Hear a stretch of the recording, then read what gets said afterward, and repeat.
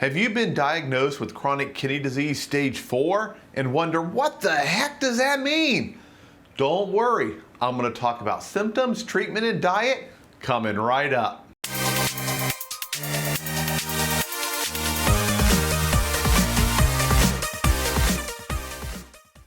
Hello kidney warriors, James here from Dadvice TV, and I am your online kidney health coach. And today we're going to talk about some of the fundamentals of chronic kidney disease. What are the common symptoms, the common treatment strategies, and diet to help you battle and beat chronic kidney disease. But before we get into that, if you have not subscribed to my YouTube channel yet, please click the little subscribe button, that bell icon right next to it, and become part of our community of people fighting kidney disease, kicking its butt, and getting better. Living life with lots of energy and not worrying about being forced onto dialysis. Now let's get into today's topic, chronic kidney disease. Now when you first get diagnosed, it's scary. There's going to be denial, confusion, ton of questions, and pretty much you're probably going to feel alone in a sea of all sorts of information now on the internet, especially conflicting information. Whatever you find on the internet that says do X, you're going to also find don't do X, it's bad for you. But it really comes down to what stage of chronic kidney disease are you in. Now this video is being designed for people who are pretty much new to my channel and new to chronic kidney disease. For those of you that have been following me for a long time and watching me just kick kidney disease's butt and get healthy right before your eyes, this may seem a little basic, but I want to get it out there. I want to help those that are just diagnosed because I get these questions asked all the time. So I'm taking the time and making you guys videos to kind of welcome you to the family. I know it's not a family you wanted to join, but the good news is we're all here. All of us with chronic kidney disease are a family, and you're now part of that family. And we're going to take care of you. We're going to help you. We're going to support you. We're going to provide all the inspiration you need to fight kidney disease and get better. First, let's take a look at the stages of chronic kidney disease. Chronic kidney disease is divided into 5 stages, from stage 1 to stage 2, stage 3, stage 4, and finally, stage 5, also known as end-stage renal disease or kidney failure. Now, how do you know which stage you're in? Doctors use a blood test to measure your glomerular filtration rate, also known as your GFR. And your GFR goes on a scale from 0, your kidneys aren't working at all, they're as if they're not even there, all the way up to 120. Now, a lot of people think GFR is the exact amount of kidney function you have left. It's close, but not exact, but it's close enough that that's typically what most people do.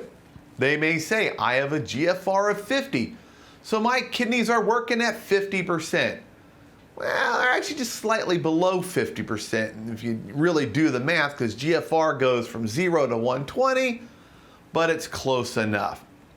And GFR is really the overall measurement, kind of the temperature of how your kidneys are working at removing toxins and waste from your blood. As those build up, all sorts of symptoms, and some of them worse than others, can start appearing. Now your GFR is not a constant number. It's fluctuating throughout the day.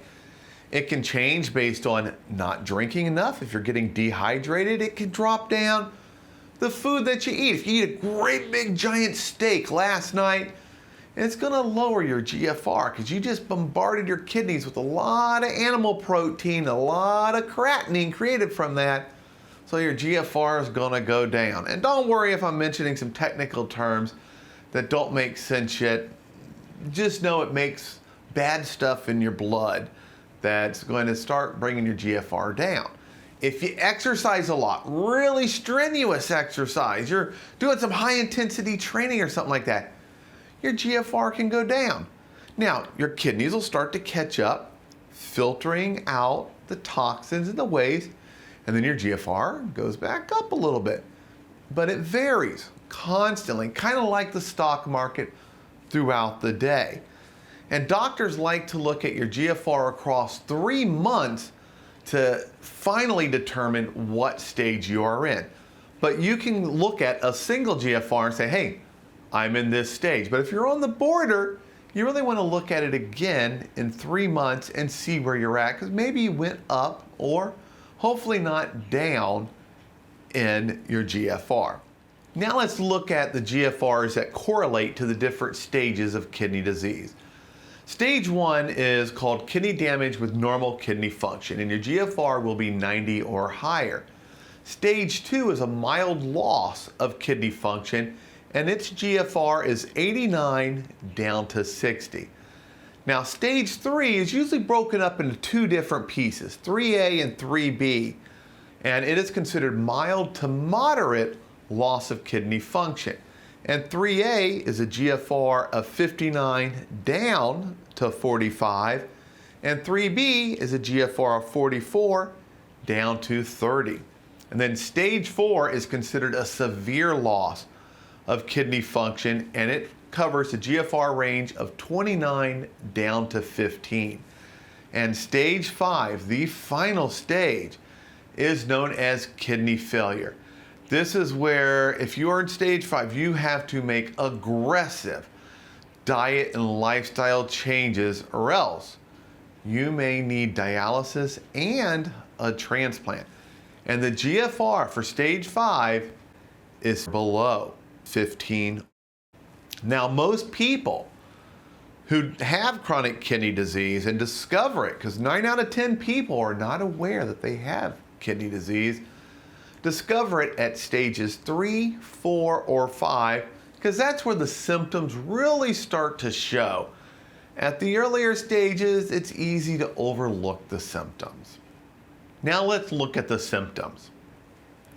High blood pressure, low blood count and malnutrition, unusual pains, and including numbness and tingling, especially in the hands and the feet, a decreased mental sharpness, an overall kind of general feeling of being unwell, fluid retention and swelling, especially in your arms, your hands, your lower legs, your ankles, and your feet, shortness of breath, kidney pain felt in the lower back, sleep problems, which could also include muscle cramping, and that can happen throughout the day, and restless legs, and urination changes, which includes foamy urination. And a lot of people think, oh, my urine is always foamy.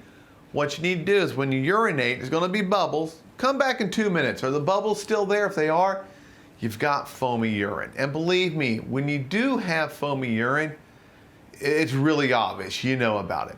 Also, your urine may be brown, kind of tea colored, and it may also come out looking just like blood. You also may urinate more or less. Anemia, decreased appetite, bone disease, abnormal levels of phosphorus, potassium, calcium, and vitamin D in your blood. Fatigue. And fatigue is different than tiredness. If you take a nap, tiredness goes away, fatigue does not. Loss of appetite, nausea, and vomiting. Taste changes, especially a metallic taste in your mouth.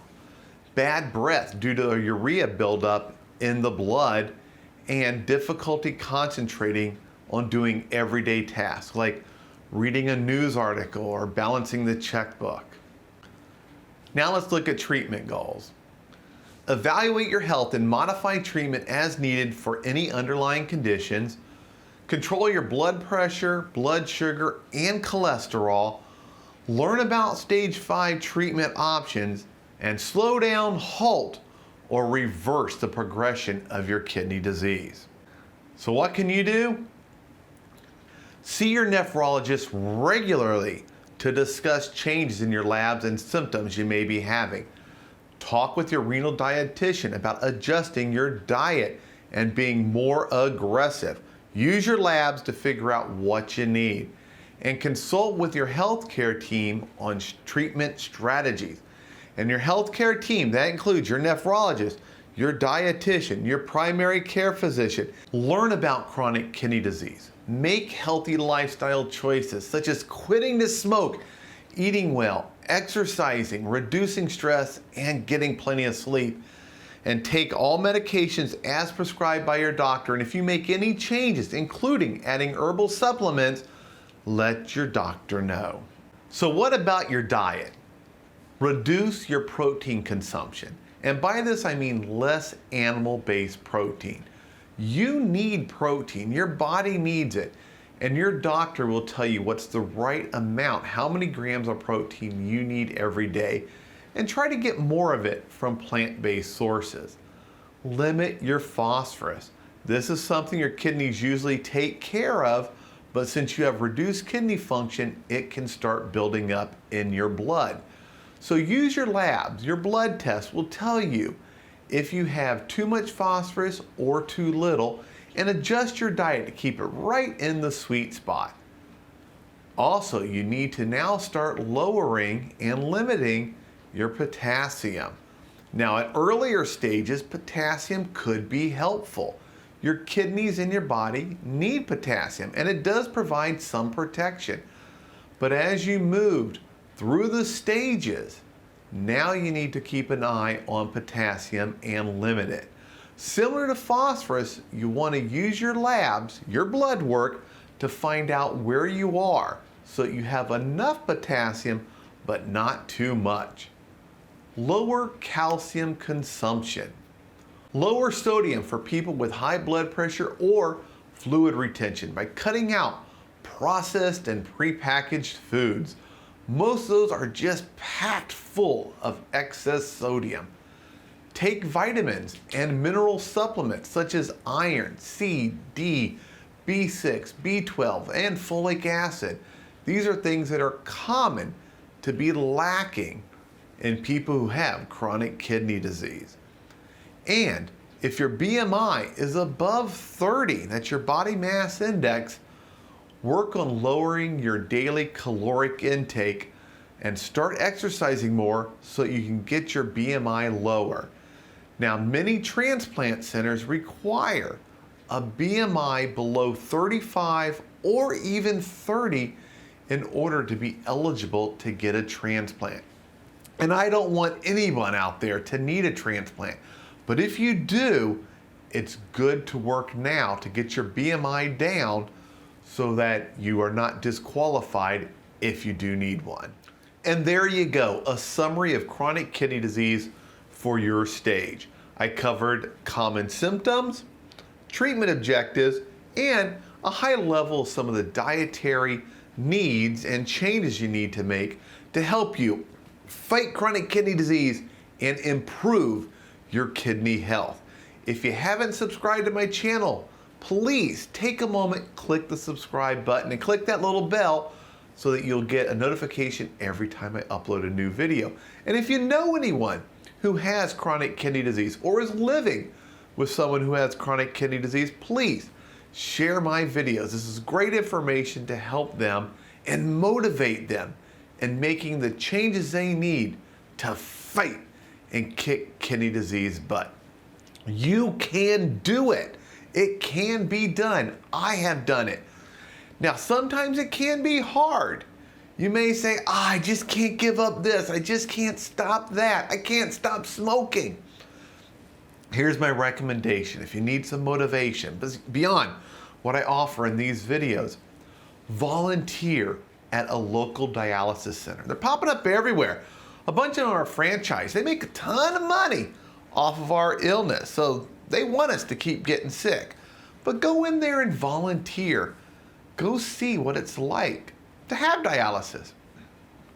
It's not the life you want. Talk to the people. Notice how they bring blankets in, but it's really warm there because as the machines are taking all the blood out, filtering it, and putting it back in, they're getting freezing cold, no matter how hot it is. Watch them having muscle cramps.